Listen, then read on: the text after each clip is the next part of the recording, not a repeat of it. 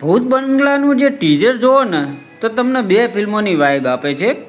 પહેલું તો એ છે કે ભૂલ ભૂલૈયા, જેની અંદર શું જે બંગલો યુઝ થયો હતો ને મતલબ ત્યાં એ જ આ ફિલ્મની અંદર પણ કરવામાં આવ્યું છે. સાથે સાથે એ જ ટાઈપની સ્ટોરી આની અંદર થોડી લાગી રહી છે, મતલબ કોમેડી અને ખાસ કરીને જોવા જઈએ તો હોરર એલિમેન્ટ. સાથે સાથે જે બીજી ફિલ્મ છે ને એ છે સ્ત્રી 2. મતલબ સ્ત્રી 2ની અંદર એવું હતું કે બધી સ્ત્રીઓને છે ને ગુમ કરવામાં આવતી હતી અને બધીને ટકલી કરી દેવામાં આવતી હતી.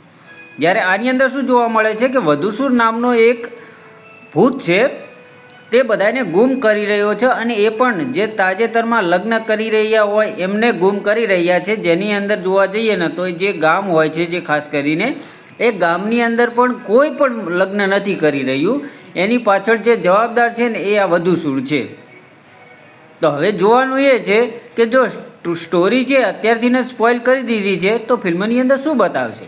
હા, ફિલ્મની અંદર સ્ટોરી તો પ્રેડિક્ટેબલ હશે જ તે, પરંતુ ખાસ વાત એ છે કે આની અંદર પ્રિયદર્શન અને અક્ષય કુમાર ફરી 14 વર્ષ પછી ફરી આવી રહ્યા છે, જેના કારણે લોકોને કહેવાય ને કે એટલી આતુરતા છે. અને ખાસ કરીને અક્ષય કુમાર જે પહેલાંના લુકની અંદર જોવા મળે છે, ખાસ કરીને જે ભૂલ ભૂલૈયામાં હતું, જે કોમેડી અંદાજ હતો એમનો, સાથે સાથે પ્રિયદર્શનનું ડિરેક્શન, મતલબ કહેવાય ને કે પ્રિયદર્શન છે ને ખાલી બોલીને કોમેડી નથી કરતા, પરંતુ એની અંદર એવી સિચ્યુએશન ઊભી કરે છે ને, તો ખાસ એના માટે હું એક્સાઇટેડ છું. તમે કેટલા એક્સાઇટેડ છો એ કમેન્ટ કરીને કહેતા દીજો. બાકી વિડીયો પસંદ આવ્યો હોય તો લાઈક અને ચેનલને સબસ્ક્રાઈબ કરવાનું ભૂલતા નહીં.